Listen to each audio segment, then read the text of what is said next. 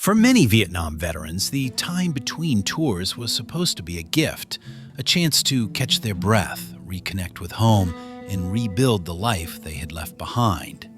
But for a significant number of young men, that time became something else entirely, a stretch of uneasy quiet that made the war feel simpler than the world they returned to. Sam wasn't alone in feeling this way. Historians note that thousands of soldiers voluntarily signed up for a second tour, not because they wanted the violence, but because they didn't know how to live without the structure, the brotherhood, and the sense of purpose that the war had carved into them. Home asked questions Sam couldn't answer. Why did he flinch at loud noises? Why did he wake up gasping in the night? Why was he so short-tempered with the people who loved him? Inside, he carried guilt. Guilt for surviving when Red didn't. Guilt for snapping at Emily. Guilt for being a burden to his parents. And guilt for not being the man they thought they'd welcome back. Emily did her best to hold him together. Ben tried to steady the ground under his brother's feet. But every kindness felt like pressure, and every hesitant glance felt like judgment. Sam hated the way their eyes softened when he walked into a room.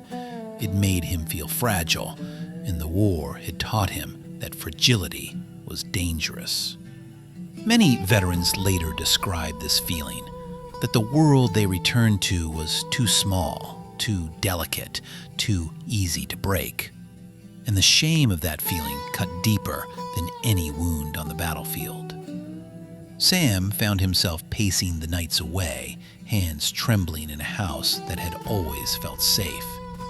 He'd sit on the edge of his bed listening to the quiet and wish for the hum of the jungle, the shuffle of boots, or the murmur of Jonesy's harmonica cutting the dark.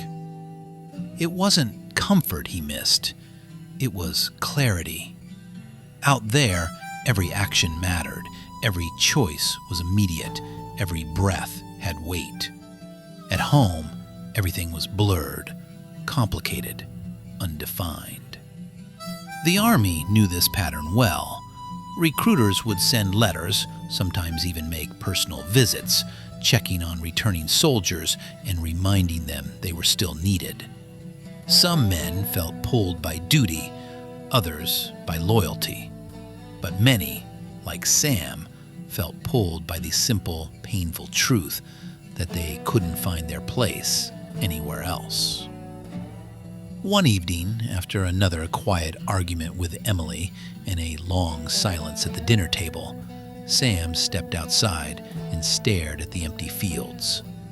They had always been his sanctuary as a boy, but now they felt barren, wide open, but offering nowhere to stand.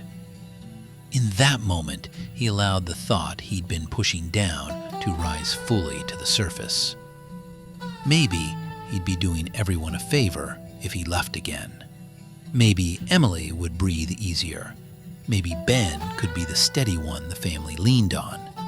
Maybe the house would feel lighter without him there, a storm cloud in every room. And maybe, just maybe, he could find the part of himself he lost somewhere along the rivers and trails of Vietnam. When Sam finally spoke the words aloud, "I'm going back," they didn't explode into the world. They landed quietly, like something that had already been true for weeks. And for many soldiers in his position, that quiet inevitability was the real tragedy. The decision wasn't made in anger, it wasn't made in heroism, it wasn't even made in clarity. It was made in the hollow space between who they had been and who the war had turned them into. For Sam Talbot, the road back to Vietnam began not with a shout, but with a whisper spoken to no one on a quiet night in a town that no longer felt like home.